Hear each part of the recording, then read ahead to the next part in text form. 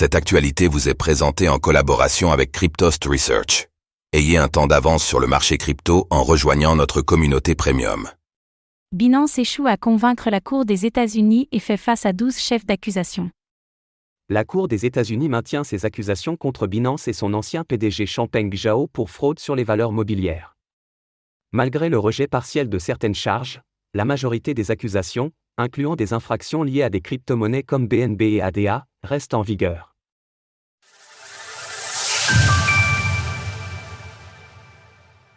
La Cour des États-Unis maintient ses accusations.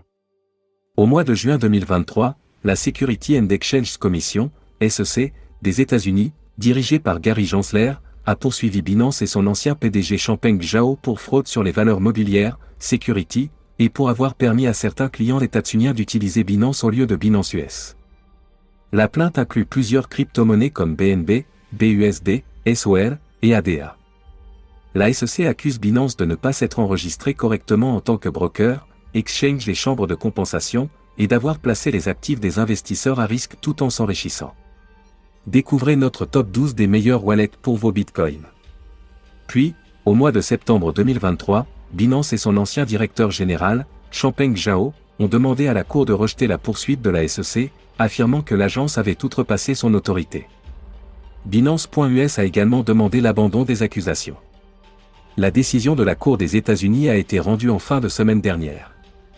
Après révision des accusations, le chef d'accusation concernant le BUSD, l'ancien stablecoin de la plateforme, a été finalement rejeté. De plus, une partie des accusations concernant la vente du token BNB et le programme Simple Earn a été écartée. Ainsi, sur les 13 chefs d'accusation, 10 continueront dans leur intégralité, 2 seulement partiellement et un dernier sera rejeté. Les autorités américaines plus strictes que jamais. Depuis plusieurs années, la position de la SEC à l'égard des actifs numériques est floue et ne semble pas encore prête à apporter un cadre de réglementation clair. Le président de la commission, Gary Gensler, a déclaré: La plupart des tokens numériques sont des valeurs mobilières non enregistrées qui devraient être soumises à sa supervision.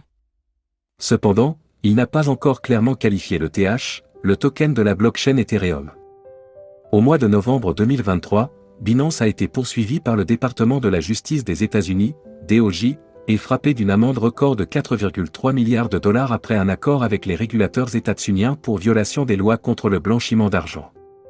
À lire également dans l'actualité législative, les résultats de la candidature Bitcoin d'Aurore Galve vont au-delà des espérances. Suite à cet accord, Changpeng Zhao a démissionné de son poste de PDG de Binance et a été condamné à 4 mois de prison.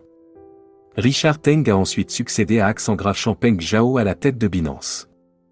La semaine dernière, la SEC a déposé une plainte de 60 pages accusant MetaMask d'agir en tant que courtier en valeurs mobilières non enregistrées. La plainte inclut également des services de stacking comme Lido et Rocket Pool, dont les tokens sont considérés comme des titres non enregistrés.